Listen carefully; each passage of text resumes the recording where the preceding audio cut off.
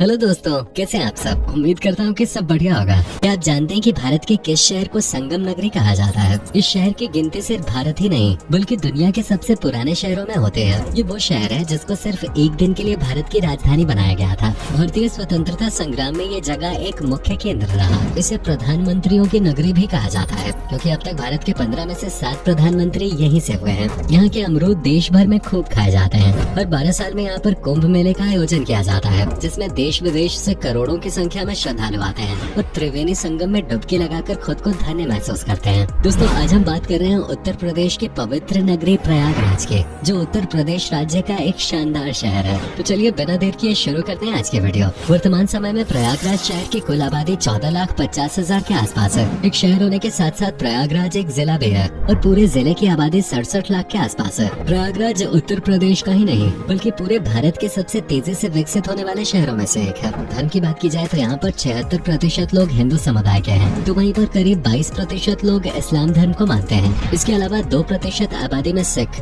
जैन, बौद्ध और ईसाई धर्म को मानने वाले लोग रहते हैं। दोस्तों, ये शहर न सिर्फ धार्मिक और सांस्कृतिक दृष्टिकोण से बेहद खास है बल्कि इसका अपने आप में ऐतिहासिक और राजनीतिक महत्व भी है। प्रयागराज का इतिहास सृष्टि के निर्माण जितना पुराना माना जाता है। कहा जाता है कि ब्रह्मा जी ने सृष्टि के निर्माण के बाद प्रयागराज में आकर एक यज्ञ किया था। पहले इस जगह को प्रयाग के नाम से जाना जाता था। इसमें प्र का अर्थ है प्रथम और याग का अर्थ यज्ञ है। इस ऐतिहासिक शहर का कई वेदों, पुराणों और धार्मिक ग्रंथों में उल्लेख मिलता है। दोस्तों, प्रयागराज को आज भी बहुत से लोग इलाहाबाद के नाम से जानते हैं, लेकिन सदियों तक इसे प्रयाग के नाम से ही जाना जाता था। फिर सन 1570 के आसपास मुगल बादशाह अकबर जब इस स्थान से गुजर रहे थे तो उन्हें ये शहर बहुत पसंद आया और प्रयाग का नाम बदलकर उन्होंने इलाहाबाद कर दिया। इलाहाबाद का मतलब होता है अल्लाह का शहर, लेकिन बाद में ये इलाहाबाद के नाम से फेमस हो गया। 16 अक्टूबर साल 1918 को उत्तर प्रदेश के मुख्यमंत्री योगी आदित्यनाथ ने इलाहाबाद का नाम बदलकर प्रयागराज कर दिया था। लंबे समय से इस शहर के लोग अकबर द्वारा रखे इस शहर का नाम बदलने की मांग कर रहे थे। आज भले इस शहर का आधिकारिक नाम प्रयागराज हो गया है, लेकिन आम लोग इसे इलाहाबाद के नाम से ही बुलाना पसंद करते हैं। ये नगर सन 1857 की क्रांति का भी एक प्रमुख केंद्र रहा है। सन 1801 में ब्रिटिशर्स ने प्रयागराज को अपने कब्जे में ले लिया था। सन 1920 में महात्मा गांधी ने अहिंसा आंदोलन की शुरुआत प्रयागराज से ही की थी। 1 नवंबर 1858 को ब्रिटिश सरकार ने प्रयागराज में एक शाही दरबार का आयोजन किया था। तब इस शहर को एक दिन भारत की राजधानी बनने का गौरव मिला था। बहुत से लोगों का कहना है कि 1885 में कांग्रेस की स्थापना प्रयागराज में ही हुई थी, लेकिन असल में इंडियन नेशनल कांग्रेस की स्थापना बॉम्बे में हुई थी। 1888 में कांग्रेस का चौथा अधिवेशन प्रयागराज में ही हुआ था। इसके बाद 1892 में और 1910 में भी यहाँ पर कांग्रेस के अधिवेशन आयोजित किए गए। इसके अलावा भी ये शहर कई ऐतिहासिक घटनाओं का गवाह रह चुका है। चंद्रशेखर आजाद ने इसी शहर के ही अल्फ्रेड पार्क में खुद को गोली मार ली थी क्योंकि उन्होंने प्रतिज्ञा ली थी कि वो जीते जी कभी अंग्रेजों के हाथ नहीं आएंगे। भारत के प्रथम प्रधानमंत्री पंडित जवाहरलाल नेहरू जी का घर भी इसी शहर में है। यहाँ के आनंद भवन में स्वाधीनता संग्राम की रणनीति तय की गई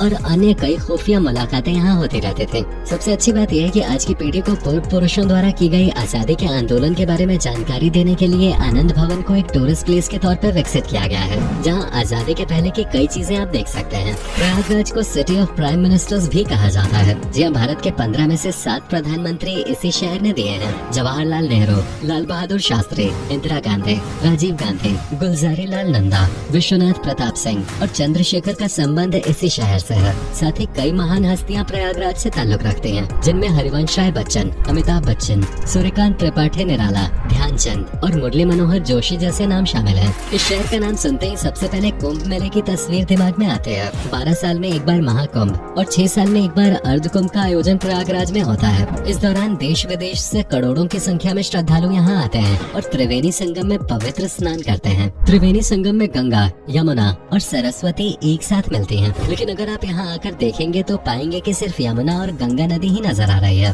कहा जाता है कि सरस्वती नदी यहाँ अदृश्य रूप से इस संगम में मिलती है। प्राचीन समय में सरस्वती नदी यहाँ बहती थी, लेकिन समय के साथ नदी सूख गई है। कहा जाता है कि जमीन के नीचे आज भी सरस्वती नदी का पानी संगम में मिलता है। हिंदू मान्यताओं के अनुसार त्रिवेणी संगम में स्नान करने से सभी प्रकार के कष्टों और पापों से छुटकारा मिलता है। पौराणिक काल में ये नगरी महर्षि भारद्वाज और मुनि दुर्वासा जैसे महामुनियों की ज्ञान स्थली भी रही है। जिसमें प्रयागराज में सबसे ज्यादा अवधी भाषा का प्रयोग किया जाता है। ये दरअसल हिंदी भाषा का ही एक वर्जन है, लेकिन इसमें थोड़े खड़े शब्दों का प्रयोग किया जाता है। इसके अलावा उर्दू भाषा का इस्तेमाल भी यहाँ पर किया जाता है। प्रयागराज सिर्फ ऐतिहासिक मायनों में ही खास नहीं है, ये शहर उत्तर प्रदेश के एजुकेशन हब के तौर पे भी अपनी पहचान बना रहा है। यहाँ का लिटरेसी लिटरेसी रेट करीब 75% है और ये उत्तर प्रदेश का सबसे अधिक साक्षरता दर वाला जिला भी है। इलाहाबाद यूनिवर्सिटी यहाँ की सबसे पहली यूनिवर्सिटी है और एक समय पर इसे ऑक्सफोर्ड ऑफ नॉर्थ इंडिया कहा जाता था। इसके अलावा Nehru Gram Bharati University, Indian Institute of Information Technology और बिरला इंस्टीट्यूट ऑफ टेक्नोलॉजी आदि प्रमुख हैं। साथ ही IAS की कोचिंग का भी एक प्रमुख अड्डा ये शहर बन गया है।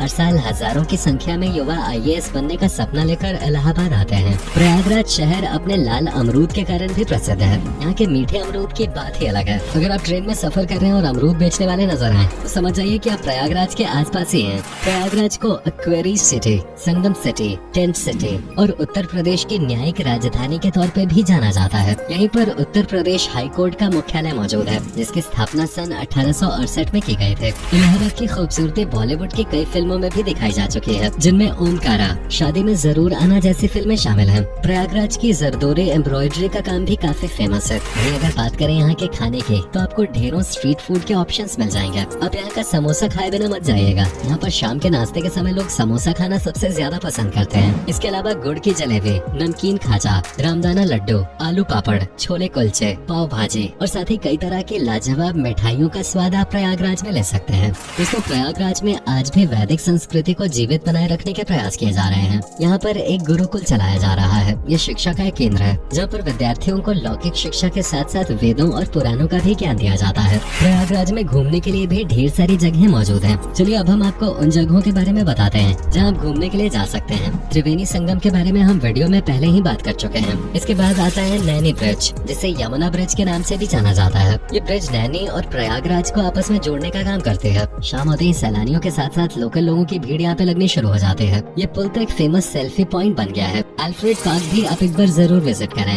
अब इसे चंद्रशेखर आजाद गार्डन के नाम से जाना जाता है। इसी गार्डन में एक म्यूजियम भी बना हुआ है जिसका नाम इलाहाबाद म्यूजियम है। इस म्यूजियम में बमतुल बुखारा नाम की वो बंदूक भी रखी हुई है जिससे चंद्रशेखर आजाद ने खुद को गोली मारी थी। इसके अलावा भी आजादी के आंदोलन से जुड़ी कई चीजों को इस म्यूजियम में संग्रहित करके रखा गया है। इसके अलावा आनंद भवन भी आप एक बार जरूर विजिट करें। आनंद भवन इलाहाबाद में एक ऐतिहासिक म्यूजियम है जो नेहरू परिवार से संबंधित है। इस भवन का निर्माण 1930 के दशक में नेहरू परिवार के निवास के रूप में काम करने के लिए मोतीलाल नेहरू द्वारा किया गया था। बाद में इस मूल हवेली स्वराज भवन को भारतीय राष्ट्रीय कांग्रेस के स्थानीय मुख्यालय में बदल दिया गया था। दोस्तों, प्रयागराज अपने मंदिरों के कारण सबसे ज्यादा प्रसिद्ध है। यहाँ एलोपी बाग पर एलोपी देवी टेम्पल है और इस मंदिर की खास बात ये है कि यहाँ पर बिना मूर्ति के पूजा की जाती है। ये मंदिर माँ सती के 51 शक्तिपीठों में से एक है। किंवदंती के अनुसार यहाँ पर माँ सती के दाहिने हाथ का पंजा गिरा था और एक कुंड में गिरकर वो गायब हो गया था। इसी वजह से यहाँ पर माता के अदृश्य रूप की पूजा होती है। यहाँ आपको सिर्फ एक झूला ही नजर आएगा। भक्तगण इस मंदिर में आकर झूले की ही पूजा अर्चना करते हैं। इसके अलावा प्रयागराज में बड़े हनुमान टेम्पल भी काफी प्रसिद्ध है। मंदिर मिट्टी के नीचे एक गड्ढे में है जिसमें भगवान हनुमान की लेटी हुई स्थिति में एक विशाल मूर्ति है। ये दुनिया का इकलौता भगवान हनुमान मंदिर है जिसकी मूर्ति लेटी हुई अवस्था में है। कहा जाता है कि लंका पर विजय प्राप्त करने के बाद जब राम जी और अन्य सभी लोग वापस आए थे तो हनुमान जी ने यहाँ पर रुककर विश्राम किया था। सावन के महीने में जब गंगा जी का जल स्तर बढ़ता है तो वो हनुमान जी की मूर्ति को छूने लगता है। ऐसा माना जाता है कि माता गंगा स्वयं हनुमान जी को स्नान कराने के लिए यहाँ पर आते हैं। इलाहाबाद फोर्ट भी काफी फेमस है। इस किले का निर्माण मुगल राजा अकबर ने कराया था। आपको जानकर हैरानी होगी कि किले का निर्माण पूरा होने में 45 सालों से भी ज्यादा समय लगा था। आज इस किले का थोड़ा सा भाग सैलानियों के लिए खोला गया है। इसके अलावा प्रयागराज में आप ऑल सेंट्स कैथीड्रल भी देखने जा सकते हैं। इसका design British architect sir William Emerson ने तैयार किया था। ब्रिटिश और मुगल वास्तुकला की अनूठी झलक यहाँ देखने को मिलती है। इसे पत्थर का गिरजाघर भी कहा जाता है। खुसरो बाग में जहांगीर के पुत्र खुसरो को दफनाया गया था। असल में जब खुसरो ने जहांगीर का विरोध किया था तो जहांगीर ने अपने ही पुत्र को यहाँ पर दफन करने का आदेश दे दिया था।